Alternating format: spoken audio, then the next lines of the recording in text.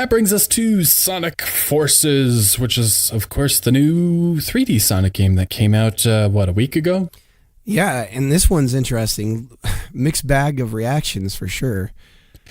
And that's expected, I think, of any Sonic game that's pretty much come out in the last decade. There's always going to be a mixed reaction. There's a huge fan base that spans, 2 going on 3, 2 or 3 different generations of gamers. And that kind of makes the whole thing interesting. Sonic Team, Dimps, whoever, have sometimes released products of questionable or dubious quality.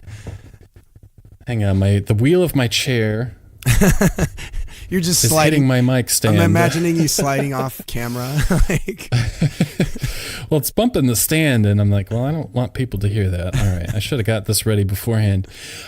So with any Sonic game, this is such a huge topic.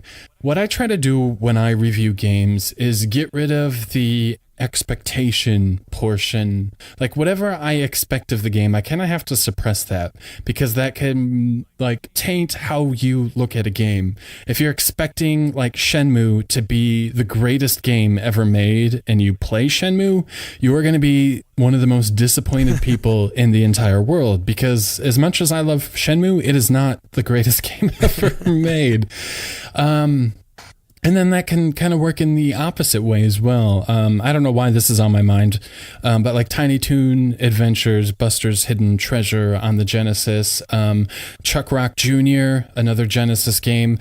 These are titles that I had zero expectation for. I had never watched a review of them, and when I played them, they blew away my expectations. These games are so far above average. I thought they were phenomenal.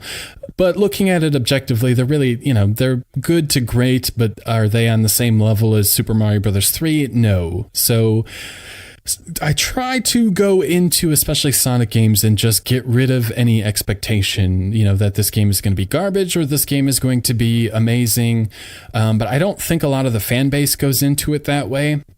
Right. So some people went into Sonic Forces saying, the footage looked too weird. This game's going to suck.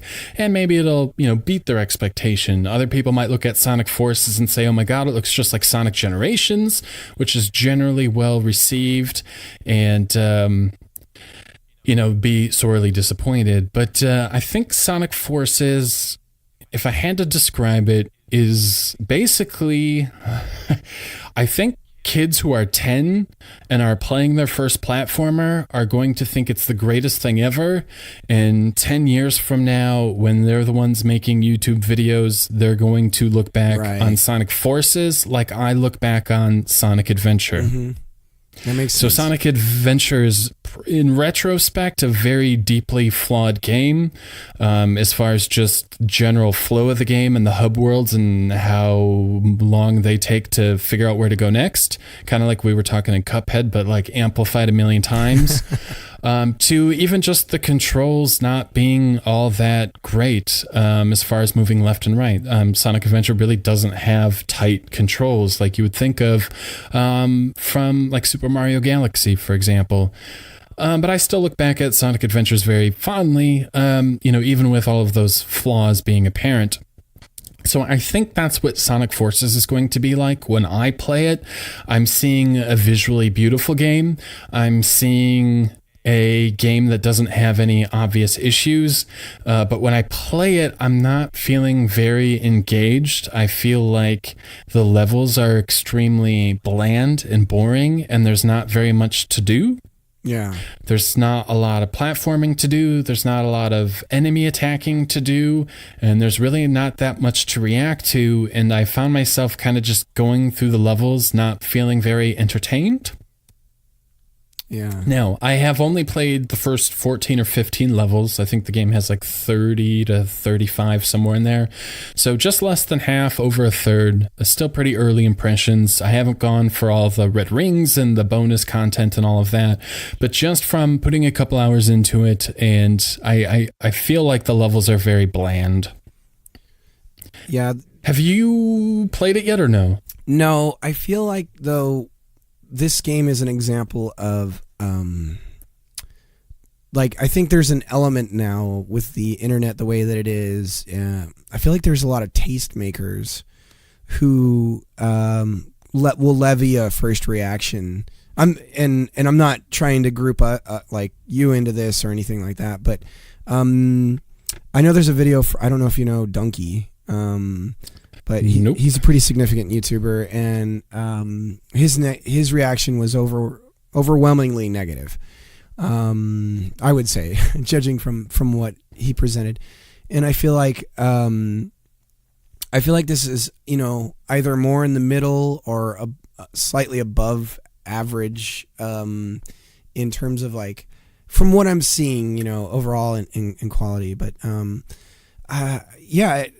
what I've seen pretty much mirrors what you're talking about. But I do know that there is this element of going back to the levels, like you know, there's a create a character thing, and there's a big element of growing your I'll call it an avatar. I don't know what it's actually called. Yeah, but there's a big element of, like, growing what available looks you can have for the character, and a lot of that has to do kind of with what you could call grinding or something along those lines. So I don't know. Oh my God. It just dawned on me that trying for 100% is going to be a daunting task. This is what I find very amusing about the game. And I feel like Sonic Team is doomed to fail no matter what, because they've made such a wide variety of Sonic games. Everybody's going to have a different expectation of what a Sonic game is. But, like, this game has everything in it. It has characters from Sonic the Hedgehog 06. That was the 7th generation Sonic game that was pretty much universally panned. It has elements from the very first Sonic the Hedgehog. It has levels that remind me of Sonic Lost World, where you're, like, on a 3D tube type of level. It has like everything. I don't know if this is accurate or not, but so far I don't think I've played a single level that hasn't been seen before. And I feel like they took every Sonic game they've ever made and said, this is the Sonic universe. So here on the map, here on the globe is Green Hill Zone. Here on the globe is Chemical Plant. Here on the globe is, like, you know, a level from some other game. And they, like, made every Sonic game a universe and said, okay, this game is going to take place over the entire Sonic universe. There are, like, the main bad guy from Sonic Lost World is in the game next to Chaos from Sonic Adventure, who is next to Metal Sonic from Sonic CD. And then there's Eggman, of course. And something about that I actually really thought was interesting. Like, okay, Sonic Team's like, no, this is all one continuing story, and here are all the enemies from 25 years worth of games, and they're all sitting right next to each other. And I something about that was very hilarious to me. I don't know, man. I mean, like Mario, for instance, you know, there's the 2D Marios that continue to this day, that they, you know, the new Super Mario Brother games, and those always, you know, it's like, yeah, this is Mario. This is Mario. And then you go to 3D, and ever since they've established what that is in Mario 64, yeah, it seems like they always have there's something about the controls or something that makes you feel like, yes, this is a Mario game. And it feels like, for whatever reason, that hasn't happened with Sonic, and they keep mixing the cocktail, you know, and trying something different. And it seems like they're trying this again. I don't know, you know far more about Sonic than I do. I don't know which one it was where they've tried this before, where they're like, we're going to take old Sonic and bring him in.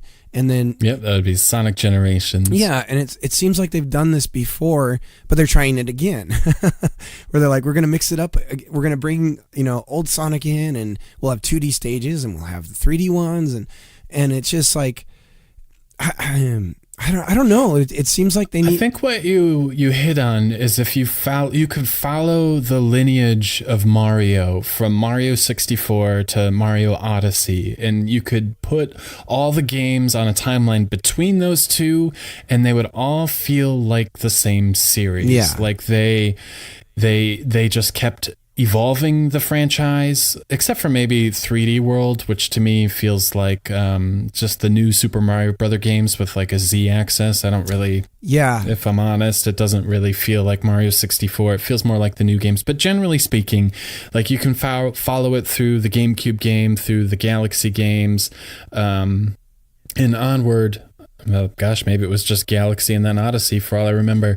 But like, they got it right with 64, and then they kept tweaking it and refining it, where I don't know if Sonic ever had a really good 3D game. The adventure games were flawed. The boost games, Sonic Unleashed, Sonic Generations, Sonic Colors, I guess that's probably the best of the 3D for a lot of people, and maybe that is where they should revisit. I don't know, but if you paint all of the 3D games, put those all on a timeline, like it just bounces all over, different gameplay styles, different elements, and I guess that's kind of why there's a fractured fan base, is because they pump out a game every year or every other year, and people like different things. Some games suck, some don't, where it seems like Miyamoto with Mario takes his time and says, I'm not going to release the game until it's exactly right.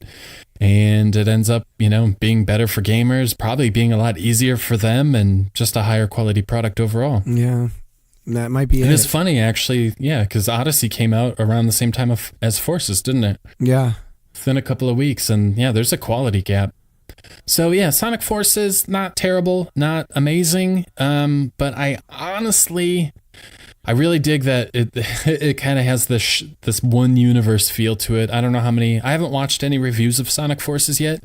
I'll get to that later, and I'll start taking notes and comparing that to my own observations. But I really like how every Sonic game is kind of unified into one, and I really dig that. But I just wish the levels were more interesting to travel through.